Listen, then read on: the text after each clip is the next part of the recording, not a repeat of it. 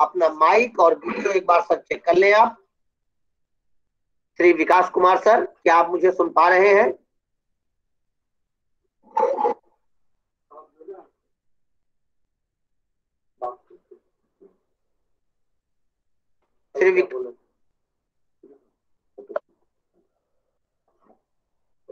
श्री विकास sir, क्या आप मुझे सुन पा रहे हैं?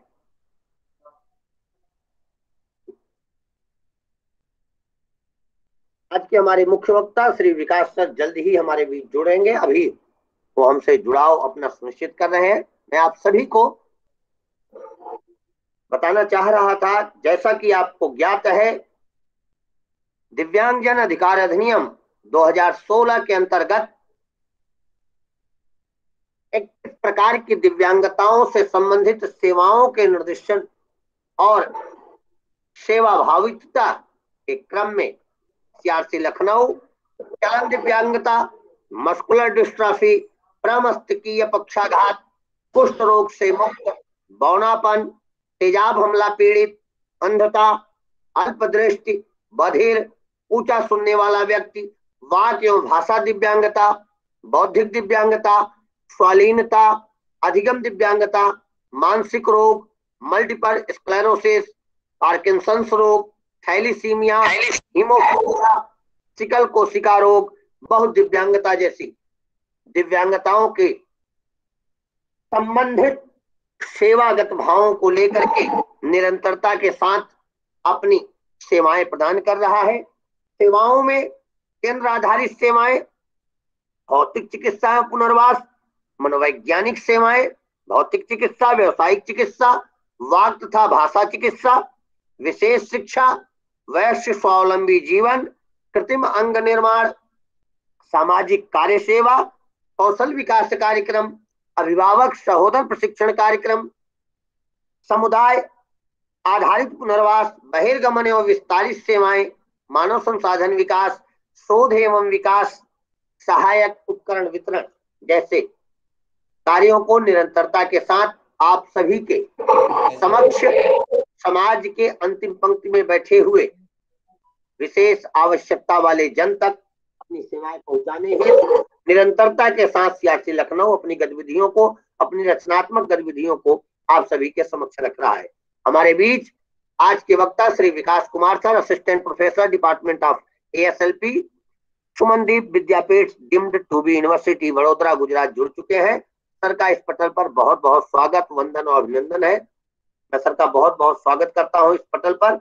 आपकी तरफ से सर वीडियो हमें दिखाई दे रहे हैं, एक बार सर आप माइक अपनी तरफ से चेक कर लें। जी सर, धन्यवाद सर। सर आपका बहुत बहुत स्वागत है। मैं कार्यक्रम के मुख्य आयोजक आदरणीय Shri Rajeev Ranjan sir, assistant professor speech and hearing CRC Lucknow को सादर आमंत्रित करता हूं कि आप आए और आज के हमारे मुख्य वक्ता श्री विकास कुमार सर का स्वागत करें तथा हमारे विभिन्न क्रियाओं से उन्हें परिचित कराएं। श्री राजीव रंजन सर।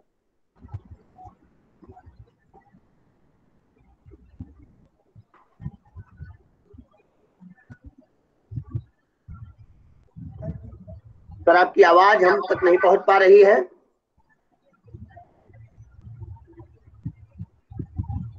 राजीव सर, आप तक मेरी आवाज पहुंच पा रही है? Thank you Nagesh ji, actually कुछ था।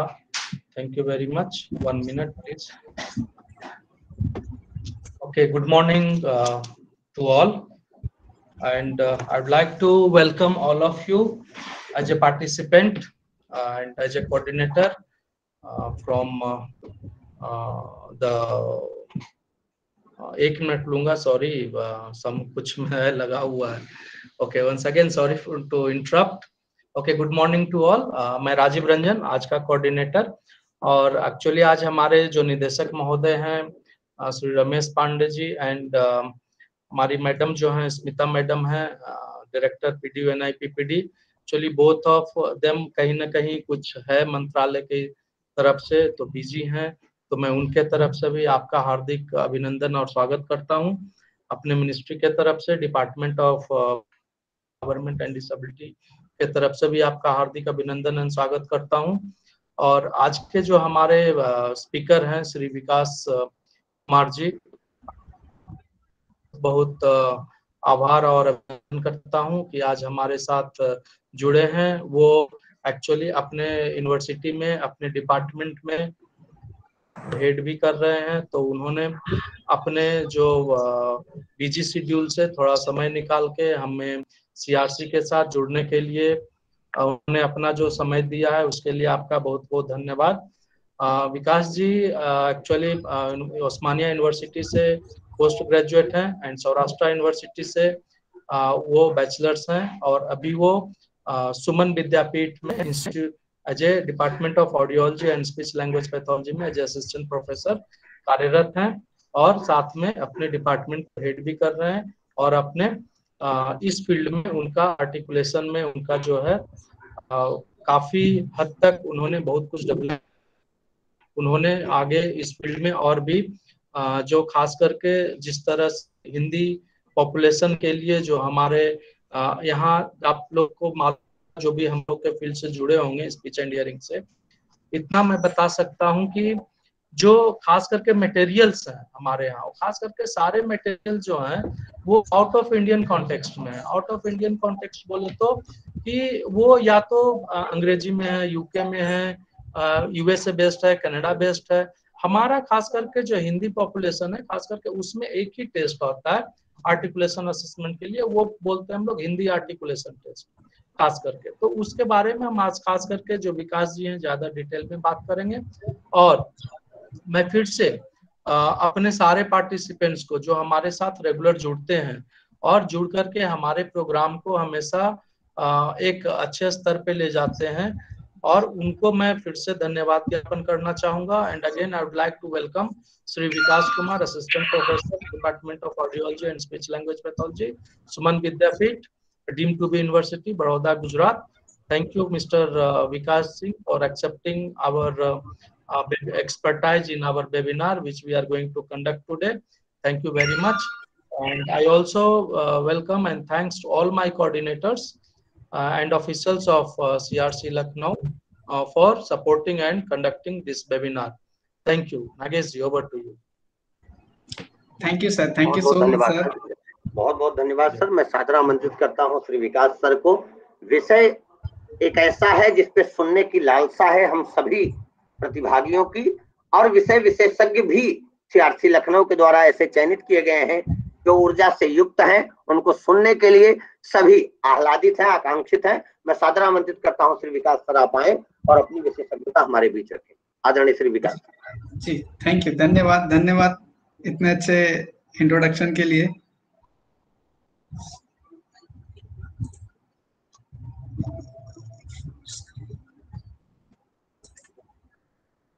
स्क्रीन से सर क्या हैंडल देना पड़ेगा सर स्क्रीन शेयर का? सर अभी को होस्ट हम आपको कर रहे हैं, आप 1 सेकंड बाद प्रेजेंट करिए। जी जी जी सर आप प्रेजेंट कर सकते हैं सर।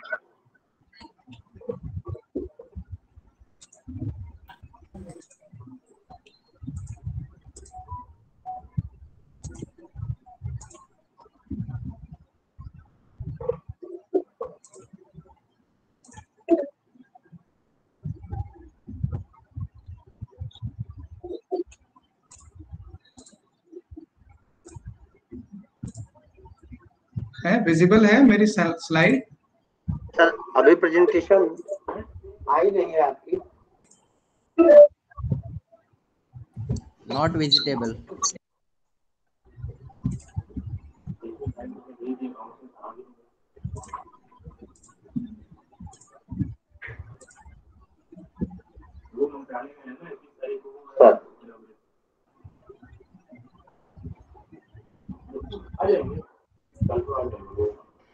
आप चाहें सर तो इंटायर स्क्रीन प्रेजेंट करके आप पीपीटी पे जाएं सर।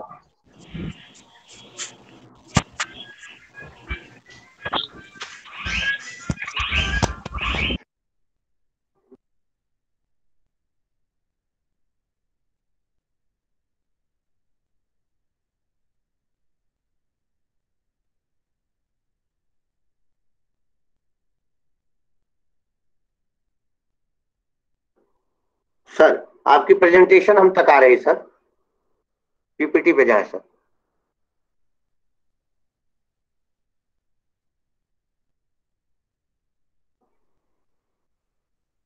आपका माइक म्यूट हो गया है सर। विकास सर माइक अनम्यूट कर लें।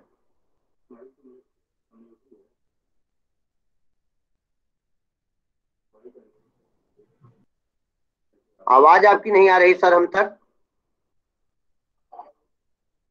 विकास सर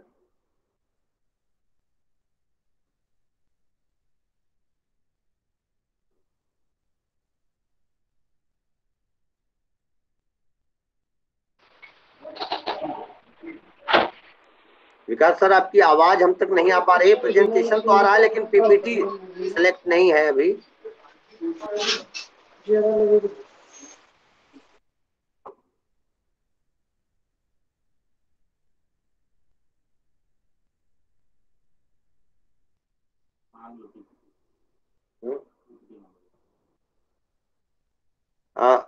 आदरणीय विकास सर, अगर आपको उधर से प्रेजेंटेशन में कोई समस्या आ रही है तो कृपया आप पीपीटी हमें मेल कर दें, हम प्रेजेंटेशन यहां से कर देंगे कंटिन्यू।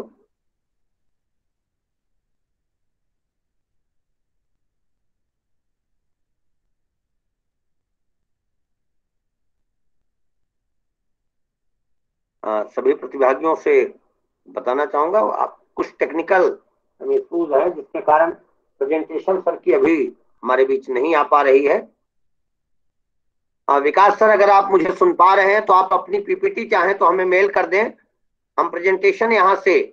नागेश सर अभी बात हुई है विकास जी से, जी वो एक्चुअली कुछ है वहाँ पे टेक्निकल ग्लिच है, वो सॉर्ट आउट कर रहे हैं और वो शेयर करेंगे। ठीक जी। और इसी बीच में आप सबको मैं ये बताना चाहूंगा कि आज का जो वेबिनार है ये आर्टिकुलेशन से रिलेटेड है। खास करके जो छोटे बच्चे होते हैं, आप देखते हैं कि वो तुतलाते हैं, हम लोग उसको हिंदी में बोलते हैं ना तुतलाते हैं, तो उसके बारे में हम ज्यादा सीखेंगे। और आज यदि कुछ हमारे बीच में स्टूडेंट्स जुड़े हैं जो कि ASLP स्टूडेंट्स हैं, तो आपके लिए ये बता दूं कि जो आर्टिकुलेशन है इसमें दो तरह से होते हैं, जो ज्यादा विकास जी बताएंगे, फोनेटिक एंड फोनोलॉजिकल, फोनेमिक, जो कि स्ट्रक्चरल एंड फंक्शनल है। तो ज्यादा डिटेल में तो बात नहीं करेंगे, but of course yes some of the common जो है जनरल वो बातें करते हुए, काउजेस बातें करते हुए फिर आपको हम असेसमेंट तक आज का जो वेबिनार है उसमें सीखेंगे। और जो हमारे साथ स्पेशल एजुकेटर्स पेरेंट जुड़े हैं उनके लिए मैं ये बता दूं कि आप लोग जो है इसको सुनेंगे, खास करके जो बच्चे जो तुतलाते हैं, मान लीजिए आर्टिकुलेशन प्रॉब्लम है, तो उनको हम घर पे रहते हुए कैसे उनको हम स्टिमुलेट कर सकते हैं, ठीक है, स्टिमुलेट कर सकते हैं, और उसको हम कैसे जांच सकते हैं कि बच्चे को क्या दिक्कत है, कौन सी साउंड में क्या दिक्कत है। तो इसके बारे में भी हम थोड़ा आज हमारे जो एक्सपर्ट हैं वो उसमें बात करेंगे। और दूसरी चीज ये है कि आप जब प्रेजेंटेशन हमारा जब स्टार्ट हो जाए तो उस बीच में कृपया करके आप अपने आप को म्यूट रखेंगे, और जितने भी क्वेश्चंस आपके रहेंगे, मान लीजिए कुछ भी क्वायरी है, कुछ क्वेश्चंस है, तो आप उसमें या तो चैट बॉक्स में लिखेंगे या eight the end of the presentation आप इसको पूछ सकते हैं। तो ये हमारे लिए क्या होता है, अच्छा होता है कि हम उसको आपके जो भी जितने भी प्रतिभागी हैं, जितने भी क्वेश्चंस हैं आपके, वो हम एक करके ले सकते हैं। सो उसके लिए आप लोगों करें। और एक चीज और बता दूं, फीडबैक फॉर्म जो होगा आज का, ये आपको at the end of the webinar मिलेगा। मान लीजिए 1 बजे तक है तो almost you have to wait up to 12:50। बीच में यदि आप मैसेज करते हैं कि फीडबैक लिंक नहीं मिला, फीडबैक लिंक नहीं मिला, तो वो क्या होता है, डिस्टर्ब हो जाते हैं उसमें। तो इसके लिए प्लीज आप वो भी हमें थोड़ा सहयोग करेंगे। और जैसा कि आप हमेशा हमारे साथ जुड़ते रहते हैं, उसके लिए फिर से धन्यवाद। उम्मीद करता हूं कि हमारे एक्सपर्ट का जो टेक्निकल प्रॉब्लम्स है वहाँ वो जल्दी रिजॉल्व हो जाए, तो हम इस कार्यक्रम को आगे बढ़ाएं। 2 मिनट चाहूंगा कि आप अपनी उपस्थिति बनाए रखें और हमारे साथ जुड़े रहें। हम आपके बीच में आ रहे हैं।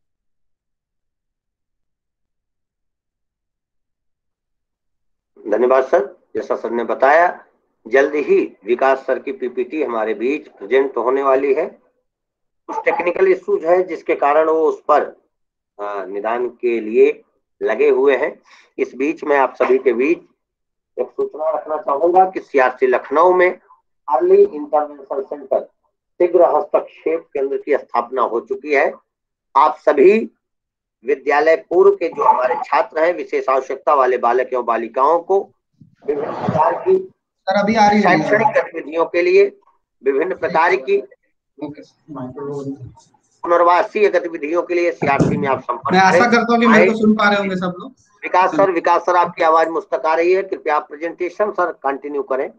जी सर आ रही है मेरी आवाज आप तक, आप लोग तक?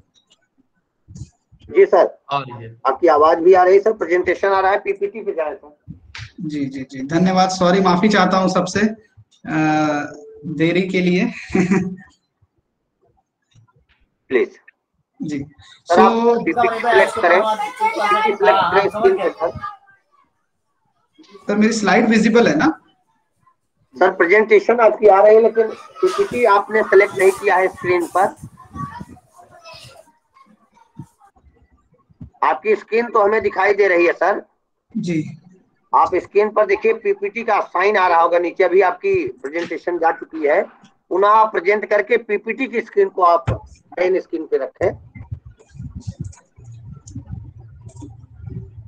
जी अभी आ रही होगी सर? जी सर प्रेजेंटेशन आ रही है सर। जी thank you sir, please continue sir. Okay so जैसा अभी राजीव सर बात कर रहे थे कि आर्टिकुलेशन डिसऑर्डर, सो हम पहले ये जानना चाहिए, आज का हमारा टॉपिक है कि असेसमेंट ऑफ आर्टिकुलेशन डिसऑर्डर, मतलब आर्टिकुलेशन डिसऑर्डर को हम कैसे असेस करें और उसका सीवियरिटी मतलब कितना तकलीफ है, और जो तकलीफ हो रही है बच्चे को बोलने में रिलेटेड, ठीक है, जैसे कि पापा, दादा, मामा, जो भी ये चीजें बोलनी है, तो वो प्रॉपर अगर मामा को वो दामा बोल दे तो ये तो सही नहीं है। ये सामने वाले सुनने समझ जाएंगे कि वो दादा बोलना चाह रहा है कि मामा बोलना चाह रहा है, समझ में ही नहीं आएगा।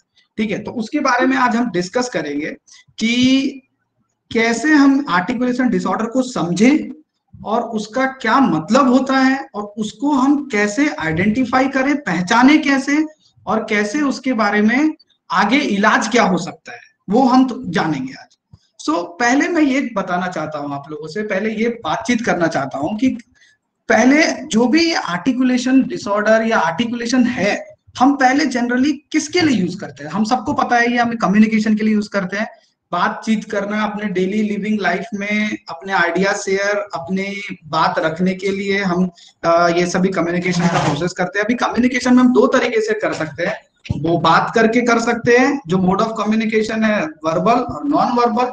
तो ये जो भी आर्टिकुलेशन जो अपना फिनोमिना है, जो प्रोसीजर है, वो हमारा वर्बल कम्युनिकेशन के अंदर आता है, जो हम बोल के करते हैं। जो भी कम्युनिकेशन हम बोल के कर रहे हैं वो मेनली हमारा स्पीच साउंड प्रोडक्शन कहलाता है। मैं अगेन बोलना चाहूंगा, जो भी कम्युनिकेशन हम बोल के कर रहे हैं वो हमारा स्पीच साउंड प्रोडक्शन कहलाता है।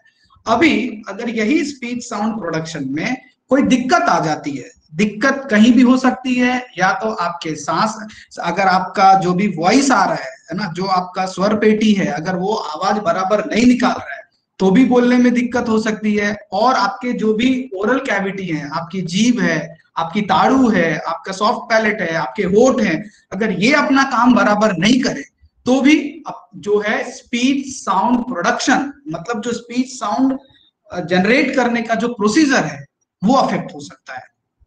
तो मैं आप लोग को थोड़ा लेके चलना चाहता हूं कि जनरली हम कम्युनिकेशन जो भी करते हैं डेली लाइफ में, सबसे पहले चीजें आती है thought, language and then speech.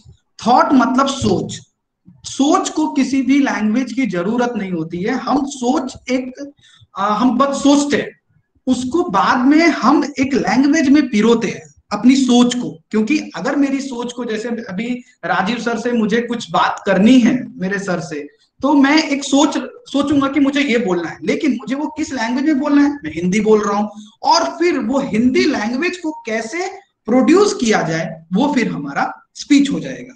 अब थॉट ठीक है, मैं सोच भी अच्छा रहा हूं, कोई आईक्यू डिस्टरबेंस नहीं है, ठीक है, लैंग्वेज में कोई डिफिकल्टी नहीं है, मेरे को हिंदी आता है, लेकिन अगर मैं उसको प्रोड्यूस करने में सफल ना हो पाऊं, ठीक है, जैसे मान लीजिए मेरे को बोलना है दादा, मैं उसको टाटा बोल दूं, तो ये तो सही नहीं होगा। थॉट मेरा सही है, लैंग्वेज भी मैं सही यूज कर रहा हूं, बट स्पीच प्रोडक्शन मेरा अफेक्ट हो जा रहा है, मेरा दिक्कत हो जा रहा है। तो वो हम देखेंगे। अभी हम सबको पता है कि कॉग्निशन में या जो भी लैंग्वेज के रूल्स हैं, सिंटैक्स, सिमेंटिक्स, और उसके बाद फोनोलॉजी और देन फोनेटिक्स। ठीक है, अभी फोनेटिक्स का बहुत बड़ा रोल है हमारे स्पीच साउंड प्रोडक्शन में। फोनेटिक्स मतलब कोई भी स्पीच साउंड के बारे में स्टडी करना या उसके बारे में जानना।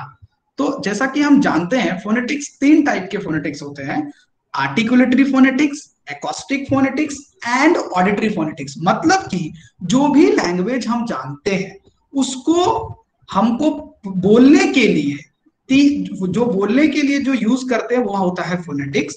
तो इसको 3 तरीके से यूज कर सकते हैं base of sound production. Articulatory phonetics मतलब कि हम उस साउंड को जनरेट कैसे करेंगे। फिर एकॉस्टिक मतलब वो साउंड ट्रेवल कैसे करेगी इन वातावरण में। और फिर ऑडिटरी फोनेटिक्स मतलब सामने वाला उसको कैसे सुनता है। समझ में? अभी जैसे कि पापा, जैसे कि फॉर एग्जांपल पापा और मामा दोनों होठ से प्रोड्यूस होने वाले साउंड्स हैं, जैसे कि पा और मा, पापा और मामा। दोनों में आर्टिकुलेटरी फोनेटिक्स के अकॉर्डिंग भी डिफरेंस है, और वो दोनों साउंड भी ट्रेवल जो इन्वायरमेंट में कर रही है वो भी अलग तरीके से कर रही है, और हमको सुनने में भी अलग है। तभी ये दोनों साउंड बिल्कुल अलग परसीव होती है। आगे हम देखेंगे कि ये साउंड में क्या डिफरेंसेस होते हैं जो अलग प्रोड्यूस होती है, और फिर उसका असेसमेंट हम कैसे करेंगे, बच्चों को कैसे आइडेंटिफाई करेंगे कि ये प्रॉब्लम है तो आगे उसका इलाज क्या हो सकता है। ठीक है, अभी जो भी स्पीच साउंड प्रोडक्शन के लिए हमको एक नॉर्मली क्या क्या होना चाहिए हमारे पास, जो नॉर्मल हो और एबनॉर्मल हो तो क्या दिक्कत है। अभी सबसे पहले, सॉरी सर, बीच में आपको डिस्टर्ब कर रहा सर। पीपीटी आपकी सर फुल स्क्रीन पे ना करिए, वो हैंग कर गई है सर, चल नहीं रही पीपीटी, स्लाइड आ नहीं रही है।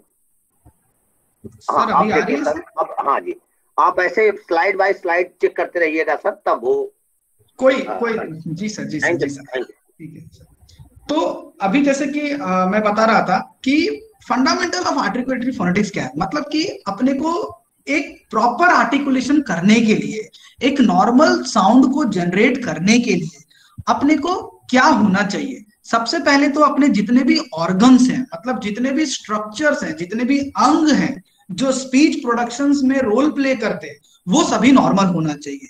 तो कौन कौन से ऐसे अंग होते हैं हम सब जानते हैं। फेफड़े हैं, लैरिंग्स है, अपना स्वर पेटी है, ताड़ू है, जीभ है, होठ है, दांत है, ये सभी बिल्कुल नॉर्मल होना चाहिए।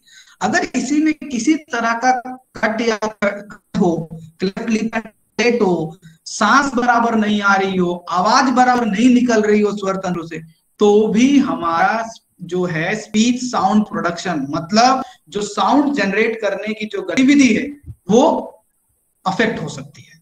ठीक है, एक तरफ देखिए मैं यहाँ पे आपको दिखा रहा हूं कि ये कैसे अपना ओरल कैविटी है, मतलब जो भी ऑलमोस्ट देखिए यहां से स्वर तंत्र से अपनी आवाज आ गई, उसके बाद जो उस आवाज को हमको स्पीच साउंड में बदलना है वो सभी यहीं पे होगा ओरल कैविटी में। That is called oral cavity, मतलब मुंह में। ठीक है, अभी हम सब जानते हैं जो भी हम बोलते हैं या किसी भी भाषा में हो, जर्मन हो, फ्रेंच हो, हिंदी हो, इंग्लिश हो, गुजराती हो, मराठी हो, बंगाली हो, कोई भी लैंग्वेज, जीभ का बहुत बड़ा रोल होता है किसी भी स्पीच साउंड को प्रोड्यूस करने का। ठीक है, अभी मैं आप लोगों को ये आगे बताना चाहूंगा कि स्पीच साउंड्स जो होते हैं मेनली 2 टाइप के होते हैं, वॉवेल एंड कॉन्सोनेंट। ठीक है, अभी वॉवेल और कॉन्सोनेंट हम सबने बहुत सुना होगा, वॉवेल और कॉन्सोनेंट को। ठीक है, जैसे अ, ई, ओ, यू, ये सभी अपने वॉवेल है, स्वर है। जो भी अल्टीमेटली जो भी चीज है ना, जो भी हम बेसिकली ये आवाज निकाल रहे हैं, इसके बाद ही स्पीच साउंड बनती है।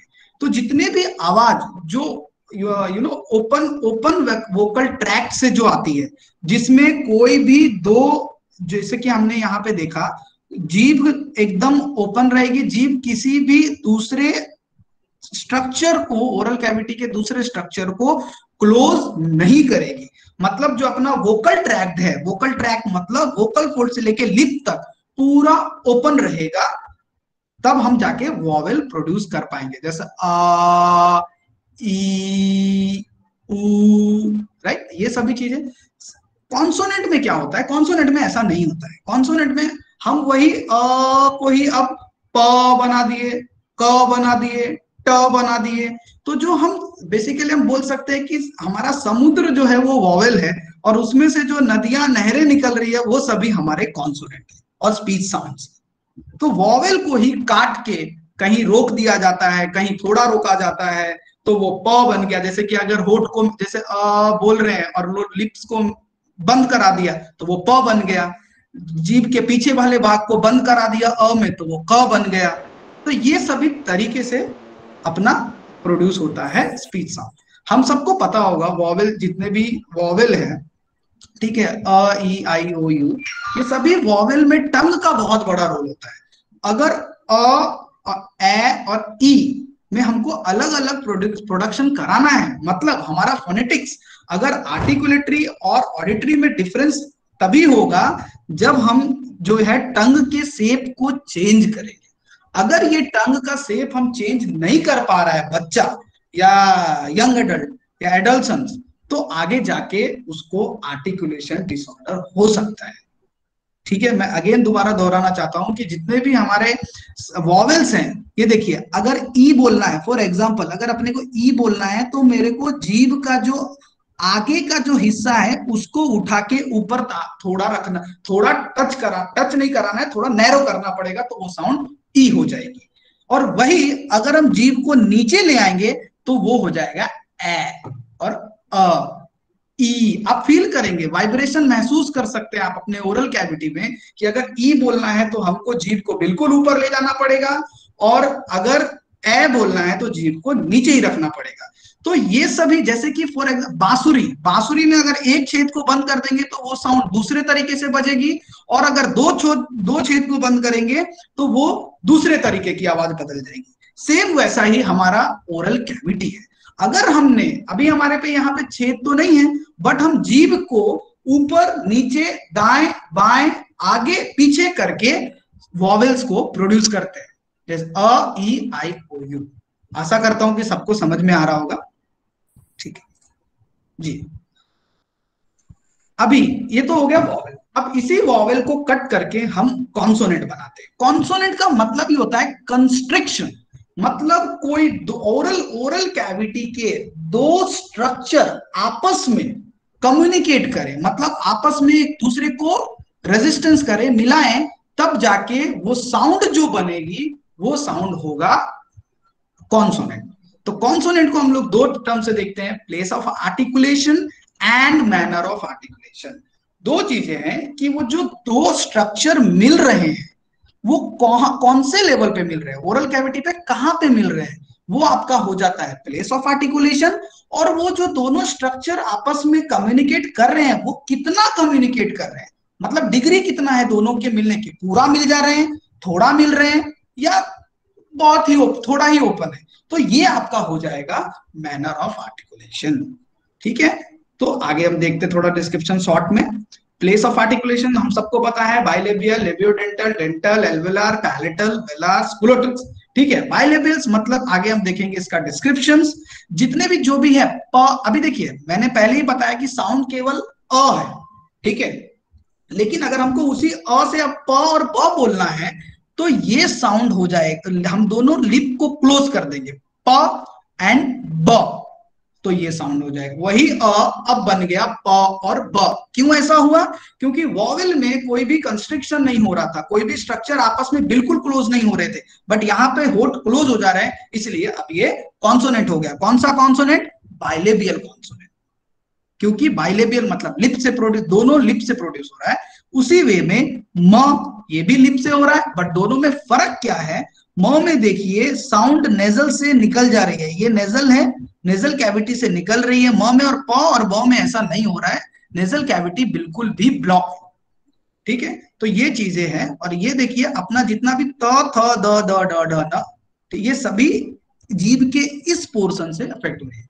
तो मेरा बताने का मतलब ये सभी चीजें इसलिए है कि अगर कोई पर्टिकुलर साउंड, जब हम असेसमेंट देखेंगे अपना हिंदी में, जैसे राजीव सर अभी बता रहे थे कि हिंदी में अपने पास टेस्ट मटेरियल मतलब असिस्ट करने के लिए काफी कम मटेरियल है, बहुत सच्चाई बात है ये, तो हमको आगे इस पे और हम लोग वर्क कर भी रहे हैं। ठीक है, कि अपने लोकल लैंग्वेज में बेसिकली हिंदी में हम कुछ शब्द और शब्दों की लिस्ट बना सके, जिससे हम ये सभी साउंड इंडिविजुअली असेस कर सके कि अगर प में प्रॉब्लम हो रहा है तो प आप हर प अगर शुरू में आ रहा है, बीच में आ रहा है या लास्ट में आ रहा है, हर जगह प्रॉब्लम हो रही है, केवल जब शुरू में आ रहा है तभी प्रॉब्लम हो रही है। तो ये सभी चीजें बच्चों में जब हम असेस करते हैं तो बहुत हेल्पफुल होता है। तो ये सभी प्लेस ऑफ आर्टिकुलेशन के पिक्चर्स थे, ठीक है। देन मैनर ऑफ आर्टिकुलेशन, जैसे कि मैंने बोला मैनर ऑफ आर्टिकुलेशन, अब वो साउंड, अभी जैसे कि एक एग्जांपल ले लेते हैं, ठीक है। अपने को जितने भी प और ब में है, अभी प भी होठ से प्रोड्यूस हो रहा है, ब भी होठ से प्रोड्यूस हो रहा है, दोनों में फर्क क्या है? तो वो फर्क हम फील कर सकते हैं। जब हम प बोलते हैं तो हमको इतना वाइब्रेशन लिप के लेवल पे फील नहीं होता है, लेकिन जब हम ब बोलते हैं तो हमको वाइब्रेशन फील होता है। इसलिए ब जो है वो वॉइस्ड साउंड है और प जो है वो वॉइसलेस है। मतलब प देखिए, अगर हम आवाज नहीं भी निकालें तो बोल सकते हैं प जैसा, लेकिन ब ऐसा नहीं बोल सकते। ब के लिए हमको एनर्जी चाहिए, हमारे स्वर पेटी को वाइब्रेशन ब कंस्ट्रिक्शन के साथ ही कराना पड़ेगा, तब जाके वो प और ब दोनों अलग प्रोड्यूस होगा, तब जाके ये दोनों अलग आर्टिकुलेटरी फोनेटिक्स होंगे, और फिर ऑडिटरी फोनेटिक्स भी वैसा परसीव होगा। अगर ये कोई भी बच्चा या कोई भी एडल्ट या एडल्सन इस प्रक्रिया को कराने में फेल हो जाता है तो फिर उसको आर्टिकुलेशन डिसऑर्डर हो जाता है।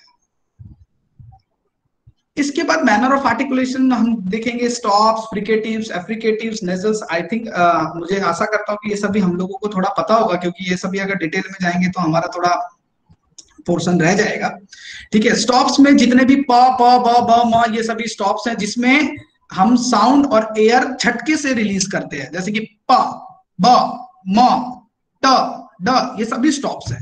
फ्रिकेटिव्स क्या है? फ्रिकेटिव्स मतलब कि जो भी साउंड्स, ठीक है, जो भी साउंड में फ्रिक्शन हो रहा है, मतलब जो हवा है वो घसड़ते हुए निकल रही है ओरल कैविटी में, जैसे कि छ, स, थ, ये सभी फ्रिकेटिव्स है। एफ्रिकेटिव मतलब स्टॉप भी है, झटके से भी निकल रहा है, लेकिन थोड़ा सा घर्षण भी हो रहा है, जैसे कि च, ठीक है, ज, इसमें थोड़ा घर्षण भी, घर्षण होते हुए भी निकल रही है आवाज, और थोड़ा स्टॉप का भी कैरेक्टरिस्टिक है, तो वो एफ्रिकेट हो गया। और नेजल मतलब देखिए, जो भी ऑलमोस्ट जब भी हम स्पीच साउंड प्रोड्यूस करते हैं तो सारी साउंड्स ओरल कैविटी से निकलती है, बट म, न और अंग, ये तीन साउंड्स ऐसे होते हैं जिसके लिए हमको नेजल कैविटी को ओपन करना पड़ेगा। मतलब सॉफ्ट पैलेट को पैसिव होना पड़ेगा, और तब जो एनर्जी है वो कुछ ओरल से भी आएगी फॉर कंस्ट्रिक्शन, और नेजल कैविटी का रेजोनेंस भी इन्वॉल्व होगा, जिसकी वजह से वो साउंड ओरल से डिफर कर जाएगी और वो साउंड हो जाएगा नेजल साउंड। अगर ये सभी, अभी फॉर एग्जाम्पल आर्टिकुलेशन डिसऑर्डर और कब बोल सकते हैं? अब मेरे को बोलना है मामा, मैं बोल रहा हूं पापा ही बोल पा रहा हूं, क्यों? क्योंकि वो साउंड नेजल नहीं हो पा रही है। तो क्या दिक्कत हो सकता है? सॉफ्ट पैलेट वर्क नहीं कर रहा हो प्रॉपर, जैसे अभी हमने अभी पिक्चर में देखा ना कि यहाँ पे भी देख सकते हैं इस वाले पिक्चर में, अगर ये हमारा सॉफ्ट पैलेट है, अगर यहां से ये अगर अपना वर्क प्रॉपर ना करे, जिस अमाउंट में हमको एनर्जी चाहिए वो उतना ना छोड़ के ज्यादा छोड़ दे, तो भी दिक्कत है। तो फिर हाइपर नेजलिटी, मेरी आवाज बिल्कुल इस तरह से हो जाएगी, ठीक है, तो भी उसको आगे चल के आर्टिकुलेशन डिसऑर्डर हो सकता है, ठीक है। तो ये सभी था हमारा प्लेस ऑफ आर्टिकुलेशन और ये हमारा manner of articulation. Now articulation disorder, a person who have disorders related to producing the speech sound, मतलब जो भी स्पीच साउंड प्रोड्यूस करने में, जैसे कि मैं पहले बता चुका हूं आप लोगों को कि स्पीच साउंड को प्रोड्यूस करने में जितनी भी दिक्कत आएगी या जो भी दिक्कत आएगा वो आपका आर्टिकुलेशन डिसऑर्डर कहलाएगा। मतलब ओरल कैविटी में आर्टिकुलेशन जो अपने दो आर्टिकुलेटर्स हैं, मतलब ओरल कैविटी के जो स्ट्रक्चर्स हैं वो प्रॉपर आर्टिकुलेट नहीं कर पा रहे हैं स्पीच साउंड प्रोड्यूस करने के लिए, राइट है। आगे क्या क्या कॉजेज हो सकते हैं, ये जितने भी जो भी हमने पढ़ा अभी तक हमने डिस्कस किया, क्या क्या कॉजेज हो सकते हैं, मतलब क्या क्या कारण हो सकते हैं ये सभी प्रॉब्लम होने का। सबसे पहले तो मैं बात करना चाहूंगा फैमिलियल हिस्ट्री।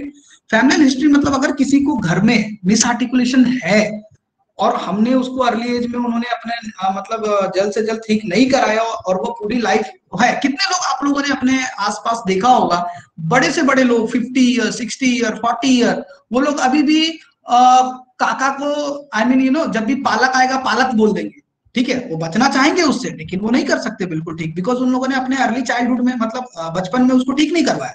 पालक, मेरे को तरना है, ऐसा करके निकल जाएंगे, बोल के निकलने की कोशिश करेंगे।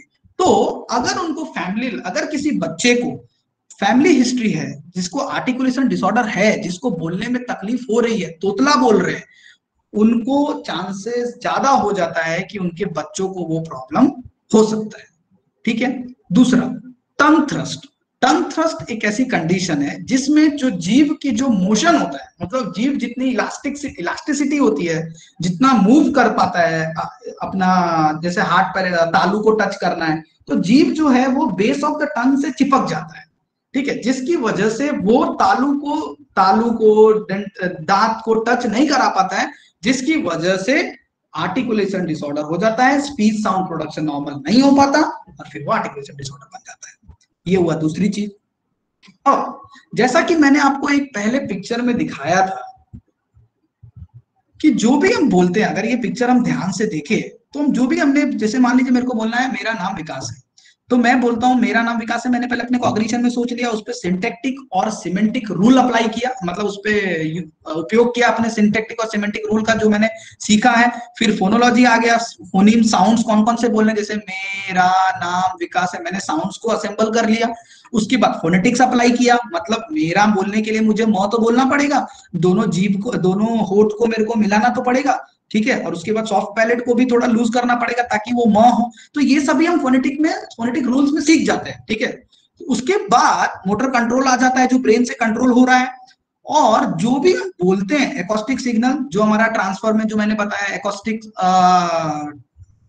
Phonetics and then auditory phonetics. तो जो भी ये ऑडिटरी फोनेटिक्स हैं, ऐसा हमने हमेशा ये जानते भी होंगे कि जब भी दो लोग बात कर रहे होते हैं तो सुनने वाला सुनने वाला एक नहीं, सुनने वाला दो होता है। एक तो सामने वाला सुनता है और एक वो खुद सुनता है। जो मैं बोल रहा हूं उसको मैं खुद एडमिनिस्टर करता हूं, खुद मैं परसीव करते रहता हूं कि जो मैंने सोचा था वही मैंने बोला कि नहीं बोला। जैसे देखिए, जो यहाँ पे सोचा था हमने बोलने के लिए, वो वापस यहाँ से टैली होके यहाँ पे क्रॉस चेक होगा कि मैंने जो सोचा था वही बोला, गलती से कुछ और तो नहीं बोल दिया।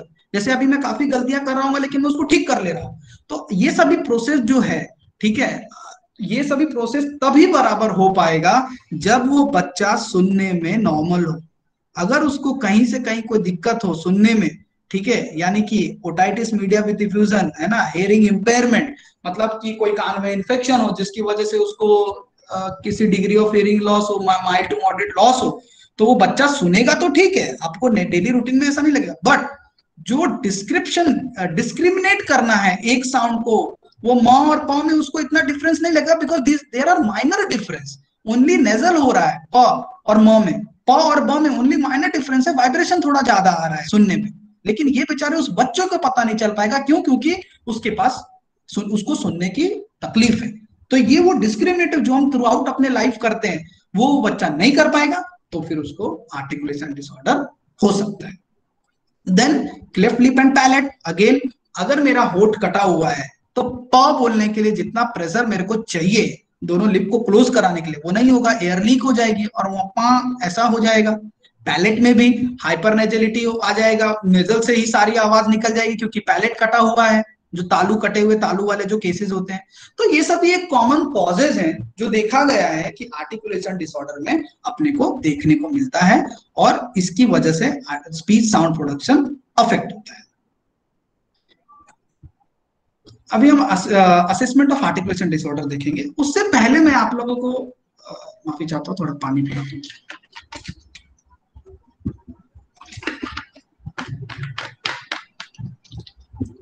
आशा करता हूं सबको स्लाइड दिख रही होगी सर।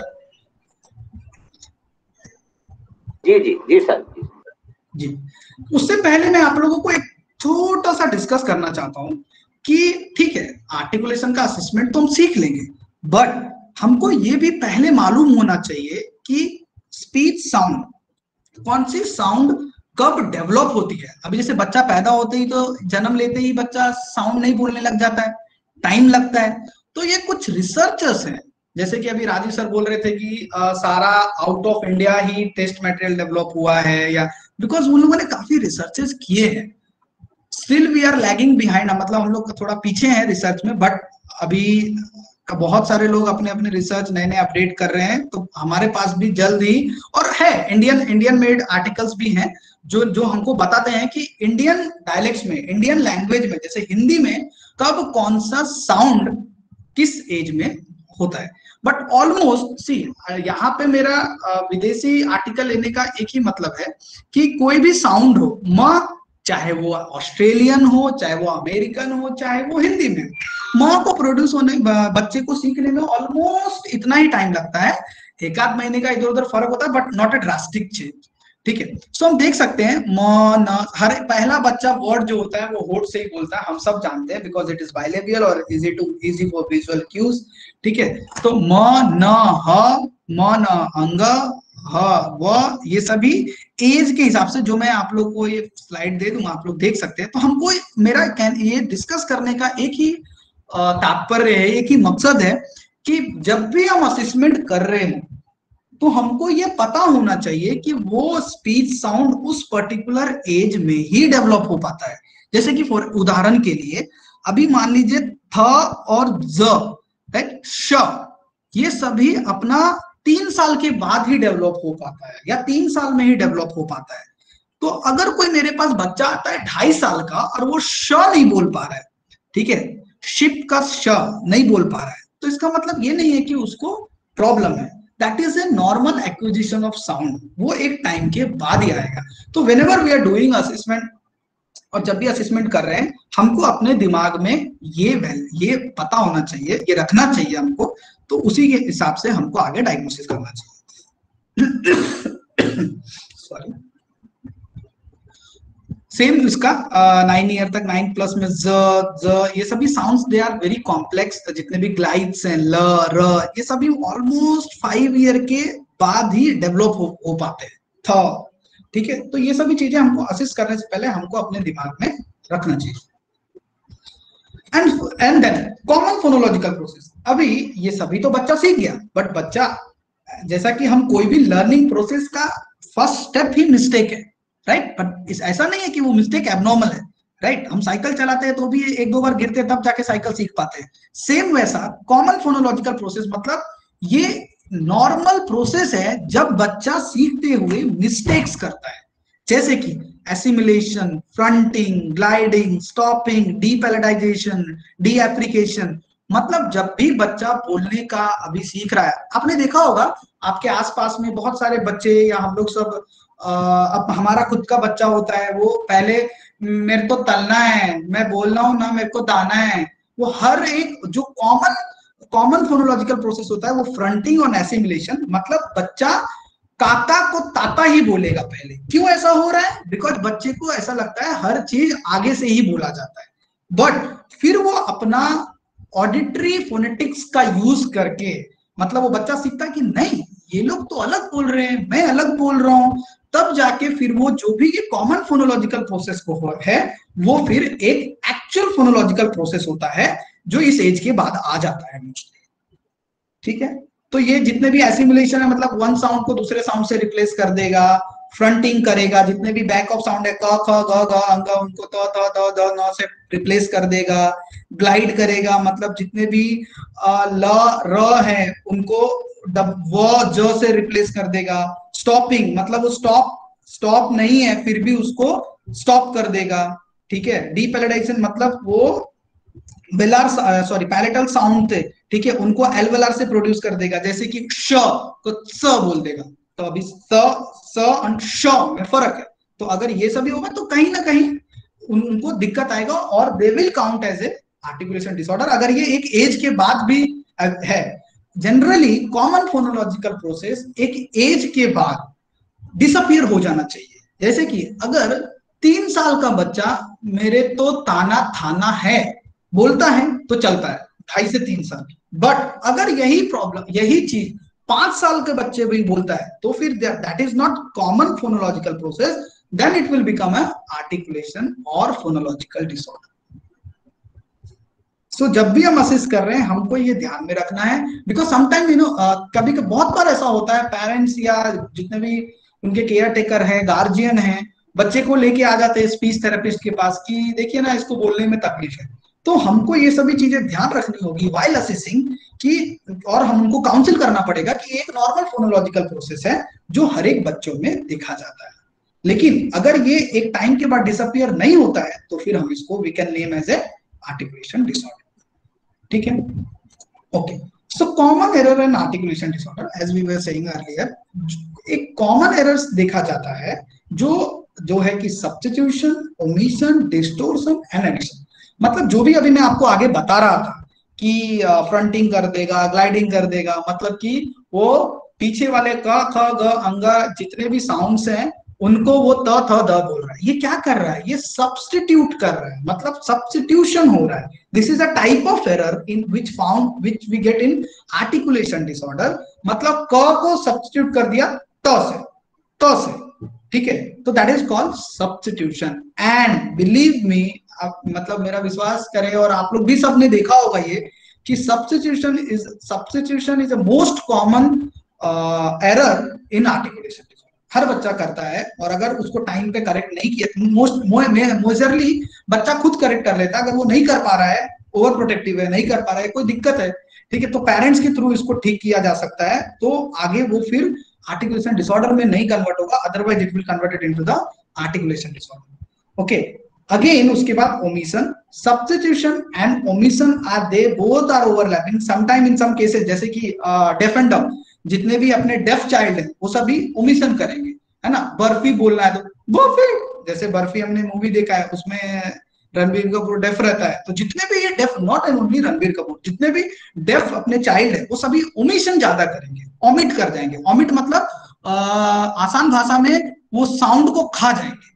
तो जैसे बर्फी है, राइट, बर्फी ऐसा बोले, र खा गए, तो ओमिशन बहुत ज्यादा देखा गया है। जैसे सन को अन, मैंने सन देखा, मैंने अन देखा, ऐसा बोले, स खा जाएंगे, ओमिट कर जाएंगे, राइट। अगेन देन डिस्टॉर्शन, ठीक है, डिस्टॉर्शन मतलब वो साउंड जैसे बोलना था उसको उस वे में ना बोल के डिस्टॉर्ट कर जाएंगे, ठीक है, जैसे कि चंद्रमा को चंद्रमा, ठीक है, इस तरह से करके बोल देंगे। और एडिशन मतलब अननेसेसरी उसमें कोई साउंड्स को वो लोग ऐड कर रहे हैं, ठीक है, जैसे इंटरजेक्शन, ठीक है, वो होता है। And addition is a rare cause in articulation disorder, ठीक है। So as I was discussing with you all कि common errors in seen in deaf speech, omission सबसे ज्यादा देखा जाता है, फिर substitution देखा जाता है, distortion देखा जाता है, and then addition, ठीक है। So what is the protocol or procedure for young children or any children for children with articulation disorder? Definitely we need to conduct a case history.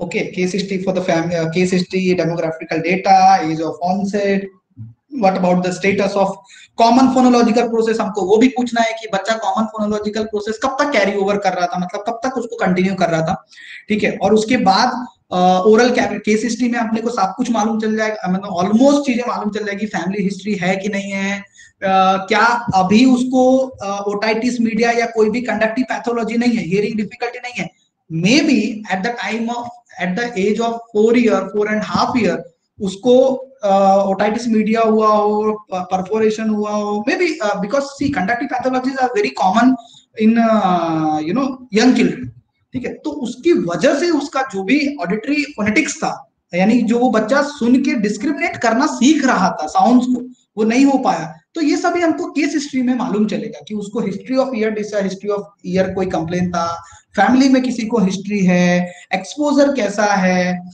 Neighbour sibling सब कैसे हैं, ये सभी हमको help करेगा case history. And then obviously oral cavity examination, most important part in articulation and basically articulation disorder। हम उसमें उसका जीभ का अपना स्ट्रक्चर देखेंगे कि जीभ बराबर वर्क कर रहा है कि नहीं कर रहा है। जैसे मैंने अभी आगे डिस्कस किया था आपको, टंग थ्रस्ट, राइट, टंग थ्रस्ट, टंग टाई तो नहीं है, मतलब जीभ छोटी तो नहीं है, छोटी रहेगी तो हाथ पहले को कैसे मतलब तालू को कैसे टच कराएगी, तो अगर तालू को टच नहीं कराएगी तो ट ठ ड ड द ध न कैसे बोल पाएगी, बिल्कुल नहीं बोल पाएगी, ठीक है। तो ये हमको एग्जामिन करना पड़ेगा, सबसे पहले जीभ को एग्जामिन करना पड़ेगा, होठ को एग्जामिन करना पड़ेगा, ताड़ू को, हार्ट पैलेट को एग्जामिन करना पड़ेगा, कहीं उसमें कोई छेद तो नहीं है, कटा हुआ तो नहीं है, एबनॉर्मल शेप तो नहीं है, हाइट ज्यादा तो नहीं है हार्ट पैलेट की। अभी टंग बहुत अच्छा काम कर रहा है लेकिन हार्ट पैलेट ही हाइट ज्यादा है, मैक्सिला जो अपना है मैक्सिलर बोन का हाइट ज्यादा है या एबनॉर्मल स्ट्रक्चर है, तो फिर क्या टंग बेचारा कितना मूव करेगा, ठीक है, तो भी उसको आर्टिकुलेशन डिसऑर्डर हो सकता है। एंड अगेन ऑडियोलॉजिकल स्क्रीनिंग, ठीक है, केस हिस्ट्री में बच्चा अगर पेरेंट्स कंप्लेन करते हैं या बच्चा कंप्लेन कर रहा है कि नहीं उसको पहले था कभी लेकिन अभी तो ठीक है, तो फिर भी we need to have a audiological screening, we can refer to the audiologist, ठीक है, and we can have the audiological status और हियरिंग स्टेटस एट प्रेजेंट, ठीक है। And then obviously speech sound perception and discrimination testing, कि जो भी हम speech sound perception वो कर रहा है ना, और डिस्क्रिमिनेट कर पा रहा है कि नहीं कर पा रहा है ना। मे भी कभी कभी क्या होता है children with having a central auditory processing disorder, है ना, या रेट्रोकॉक्लियर पैथोलॉजी, उस केस में ये प्रॉब्लम आता है कि वो लोग परसेप्शन का अफेक्ट होता है, हियरिंग ठीक है बट उनको परसेप्शन करने में प्रॉब्लम आ रहा है, डिस्क्रिमिनेट नहीं कर पा रहे टू साउंड को। जैसे कि मैंने एग्जांपल बताया था, उदाहरण बताया था आपको, प और ब, अगर प और ब में डिस्क्रिमिनेट नहीं कर पाएगा बच्चा प्रॉपर, ठीक है, तो बच्चा कभी बोल भी नहीं पाएगा प्रॉपर, है ना, ठीक है। एंड इंडिविजुअल स्पीच टेस्ट, ठीक है, और individually speech sound test, basically sound यहाँ पे मिसिंग है, sorry, individual speech sound test. तो हम क्या करेंगे basically, this is a very world wide used test, both in the formal way as well as informal way, ठीक है। तो हम इसको पिक्चर आर्टिकुलेशन टेस्ट करके भी लेबल करते हैं, जो हम बच्चों को एडमिनिस्टर करने के लिए यूज करते हैं। इसमें क्या होता है कि हमने कुछ अपने रीजनल डायलेक्ट, मतलब लोकल डायलेक्ट में वर्ड लिस्ट होता है, जैसे कि प फ ब भ म। अब प फ ब भ म जितने भी हिंदी स्वर्णमाला है, राइट, मतलब कि होठ से बोले जा रहे वर्ड, उसको हम लोग अभी जैसे कि पालक, ठीक है, कपल और कमल, मतलब जितने भी इनिशियल में भी, मीडियल में भी, फाइनल में भी, वो साउंड अगर हम प साउंड मेजर कर रहे हैं तो वो साउंड शुरू में भी आना चाहिए, बीच में भी आना चाहिए और लास्ट में भी आना चाहिए। इस तरह से करके हमने कुछ साउंड्स की लिस्ट बनाई है, बेसिकली ये वर्ल्ड वाइड स्टैंडर्डाइज टेस्ट है, उसको हम लोगों ने कुछ हिंदी में भी बनाया, आशा करता हूँ कि आप लोग के पास भी वो होगा, ठीक है। तो मैं आप लोगों को वो दिखा देता हूँ एक बार। मेरी स्क्रीन दिख रही है सर, दूसरी वाली? नहीं दिख रही सर। सर स्क्रीन आ रही है, स्क्रीन आ रही है सर। स्क्रीन तो आ रही है लेकिन वो असेसमेंट प्रोसीजर इन यंग चिल्ड्रन का आ रहे। एक सेकंड।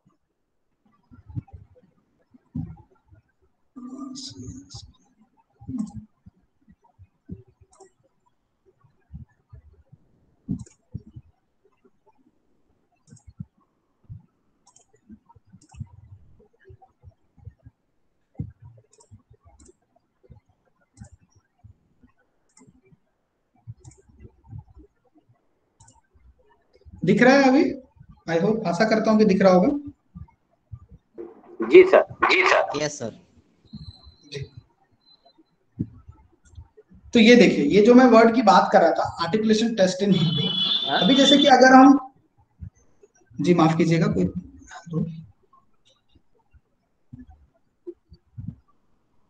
हेलो,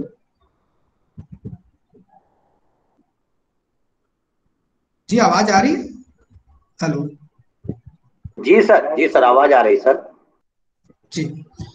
तो ये वो वर्ड लिस्ट है ना, अभी जिसमें कि हम लोग इसमें कैसे मेजर करते हैं कि फोनीम वॉवेल है। अभी देखिए ये ई है, तो ई हमको इक पहले आ गया, फिर इनिशियल, मीडियल, फाइनल, इक, चीनी, हाथी, अब थी में ई लास्ट में आ रहा है, तो हमको ये सभी वर्ड उनसे प्रोनाउंस करवाना है बच्चों से, या यंग एडल्ट, या तो क्या बोलते हैं डल्सन है 11 साल 12 साल को डायरेक्टली ये वर्ड बोल सकते हैं कि कृपया आप ये बोलिए, हाथी बोलिए, चीनी बोलिए और इक बोलिए, और फिर देखेंगे कि वो करेक्ट है कि सब्स्टिट्यूट कर रहा है, कि ओमिट कर रहा है, डिस्टॉर्ट कर रहा है और एडिशन कर रहा है ना। अगर इक बोला लेकिन वो बोल रहा है कि इक, अक, वो ई बोल ही नहीं पा रहा है, तो फिर हम बोल सकते हैं कि वो ओमिट कर रहा है, राइट। लेकिन ई की जगह एक् बोल दे रहा है, तो फिर मे भी वो ई को ऐसे सब्स्टिट्यूट कर रहा है। जनरली जितने भी आर्टिकुलेशन डिसऑर्डर में के बच्चे होते हैं,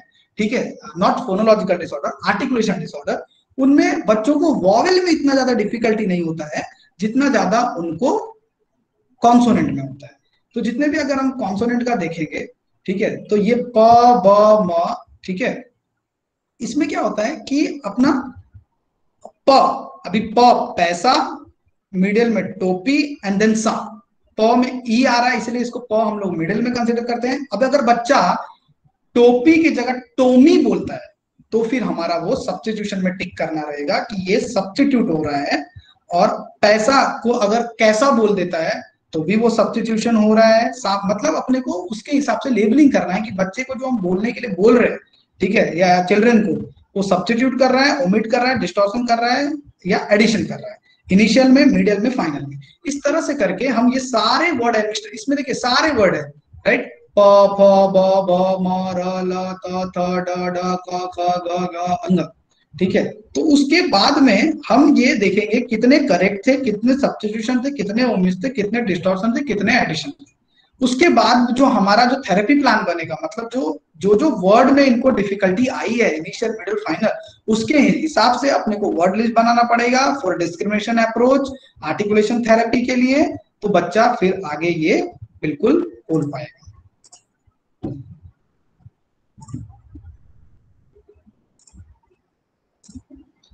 जी, आशा करता हूँ कि सबको थोड़ा मैं कन्वे कर पाया हूँगा। बहुत बहुत धन्यवाद सर। विषय की मांग के अनुरूप एक बेहद ही समझयुक्त और अनुभवों से युक्त आपने अपना प्रेजेंटेशन दिया सर। आपके प्रेजेंटेशन से संबंधित अगर किसी प्रतिभागी का कोई प्रश्न है तो सर के समक्ष रखें।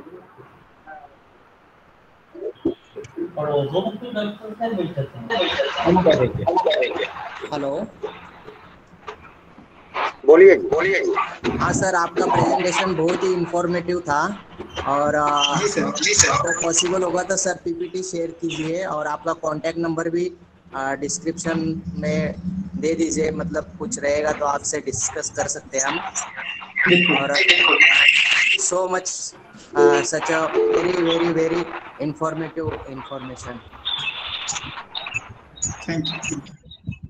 हमारे सभी प्रतिभागियों के लिए, हमारे सभी विशेष शिक्षकों, पुनर्वास कर्मियों के लिए यह अत्यंत ही ज्ञानवर्धक रहा है। अब मैं अगली कड़ी में बढ़ते हुए श्री अमित कुमार सर को सादर आमंत्रित करता हूं कि वो आए और MHRH EIC के बारे में हमारे सभी प्रतिभागियों को विस्तृत जानकारी दें।